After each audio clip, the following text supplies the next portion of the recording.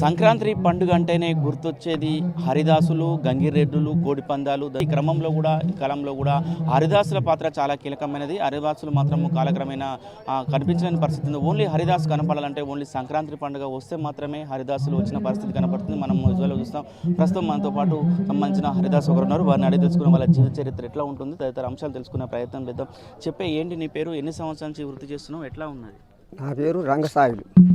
నేను 20 సంవత్సరాల నుంచి మేము ఇదే పని అండి. మాకు పండుగ ఎట్లా అంటే బలిచక్రవర్తి పండుగ అండి ఇది.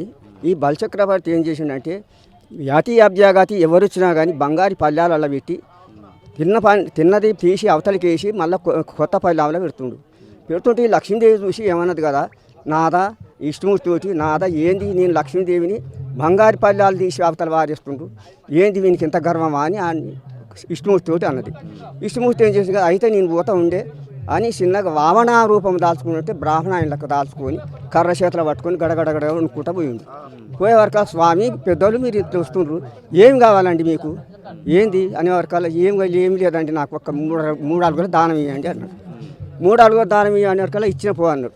ఇచ్చిన పో అన్నక ఒక పాదం కింద పెట్టిండు, ఒక పాదం పైన పెట్టిండు, ఇంకో పాదం ఏడ పెట్టాలని వరకల్లా అయితే నా శిరసున పెట్టు అన్నాడు. శిరసున పెట్టినట్టుగా పాతాల లోకం తొక్కే వరకల్లా మళ్ళీ ఆయన బయటికి వెళ్ళి చూసి ఇంత మాటకు కంట మాటకు వెళ్ళి చూసి నాయన మరి నీ మహిమ నాకు తెలియదా, మరి నన్ను ఇట్ట దొక్కి నా గతి ఎట్లా అన్నాడు. అంటే సంవత్సరానికి ఒకసారి నువ్వు నెలలు దానం చేసినావు కదా, వాళ్ళు కూడా నెలలు నీకు దానం చేస్తారు, వాళ్ళు పండుగలు చేస్తారు, ముత్యాల ముగ్గులు పచ్చని తోరణాలు భోగి మంటలు వేస్తారని ఇష్టమూర్తి చెప్పిండు. చెప్పాక సరే వరకు సంక్రాంతి సంవత్సరానికి వచ్చే వరకాలు ఇప్పుడు లేచి ఆయన చూస్తే ఎక్కడ చూసినా భోగి మంటలు పచ్చని తోరణాలు ముత్యాల ముగ్గులు వేసినారు. నాకు పండుగ చేస్తున్నారు అనుకుని మళ్ళీ లోపల గుర్తుకుంటాడు. అది అండి. ఎట్లా ఉంది జీవిత చరిత్ర, ఎట్లా ఉంది మీకు, ఎట్లా జీవనోపాధి ఎట్లా జరుగుతుంది, ఎట్లా అనిపిస్తుంది, ఎట్లా ఇప్పుడు హరిదాసులు వచ్చిన క్రమంలో కూడా ప్రజలందరూ ఏం చిరుధాన్యాలు ఏమేమి వేస్తుంటారు, ఎట్లా ఉంటుంది? ఏమేమి ఇస్తున్నట్టు వాళ్ళు పెట్టిన కాడ తీసుకుంటామండి. వాళ్ళు ఎంత ఏమి ఇచ్చినా డబ్బులు ఇస్తారు, బియ్యం పోస్తారు, ఏది ఇచ్చినా నేను తీసుకుంటా. నెలలు మాత్రమైతే మన నల్లగొండ తిరుగుతున్నాను.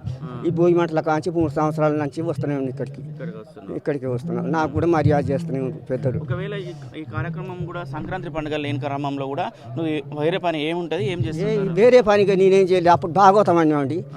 భాగవతం అంటే ఈ బాలనాగమ, లవకుశల, పట్టాభిషేకం, సీతాభరణం, ఆడిచంద్ర ఇవన్నీ మేము ఆడినాం. భాగవతాలు ఆడినాం. నేను వేషం కట్టినవి. కానీ ఇప్పుడు అన్నీ పోయినాయి. సీనులు వచ్చినాయి, ఇంటింటికి టీవీ అయిపోయింది, అన్నీ వచ్చినాయి, అన్నీ పోయినాయి. ఇప్పుడు ఏమైనా కానీ నెలసారి ఒక నెలనే తిరుగుతాను నేను. ఇక నీ పెద్ద మనిషిగా వచ్చినా ఇక నేను నెల తిరుగుతా ఇంటికాని ఉంటాను. ఇక పిల్లగాళ్ళు ఇంత వేస్తే తింటా ఉంటాను. ఎట్లా ఇది సంబంధించిన హరిదాసుకు సంబంధించిన ఒక పాట మీరు ఆల్రెడీ వస్తుంటారు కదా, ఎట్లా పాట పాడుకుంటారు ఒకసారి ఆ పాట రూపంలో ప్రేక్షకులకు వినిపిద్దాం.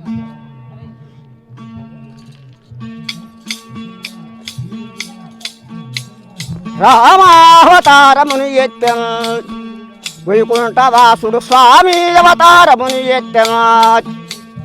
రామావతారం ఎత్తెను తామ జనకుని తామ సంబున భామరత్నం చేయు వారిని భూమిలో పరిమాసుటాకు రామావతారమును ఎత్తెను. మౌని వెంబడి వినయముగ వెడల ఘనమైన తాటకి దునిమాడి వేగమును గాంచమా. మిథిలపురమున గనుల సేను తీయింపబడగన్ వినయముగా హరివిల్లు విరసి జానకిని పెండ్లాడుటాకు రామావతారమును ఎత్తెను.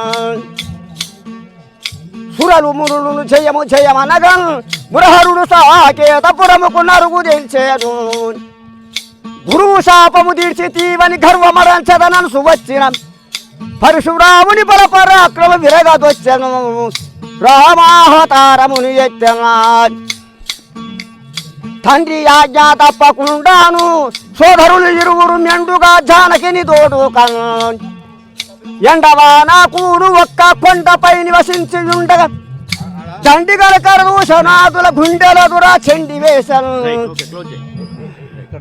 మొత్తంగా ఇది దీనికి సంబంధించిన హరిదాసులకు సంబంధించి వాళ్ళ చరిత్ర కూడా ఏదైతే వాళ్ళ కళాకారులు కళా పాటలు పాడుకుంటూ కూడా జీవనోపాధి పొందుతుందని కూడా వాళ్ళు చెప్తున్న పరిస్థితి ఉంది. కాలక్రమేణా ఏదైతే హరిదాసులకు సంబంధించి కూడా హరిదాసులు కాలక్రమేపీ కనుమరుగైపోతున్న క్రమంలో వాళ్ళందరినీ కూడా వెలుగులోకి తీసుకురావాలన్న ఉద్దేశం కూడా ప్రజల్లో కూడా అవగాహన కల్పించాలని కూడా వారు కోరుతున్నటువంటి పరిస్థితి. ఇది మొత్తం హరిదాసుకు సంబంధించిన పరిస్థితి.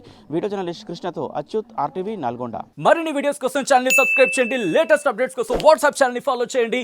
అండ్ లింక్ డిస్క్రిప్షన్ లో ఉంది.